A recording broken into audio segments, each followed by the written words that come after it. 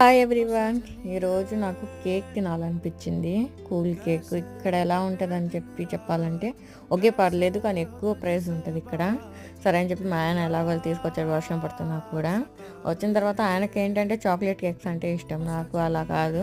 నాకు చాక్లెట్ తప్పించి వేరేవన్నీ ఇష్టము. మరేం తీసుకుందాము?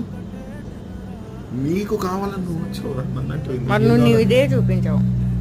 మళ్ళీ పెద్దది తీసుకుంటే నేను తినలేనని చెప్పి ఒక పీస్ తీసుకున్నాను నేను.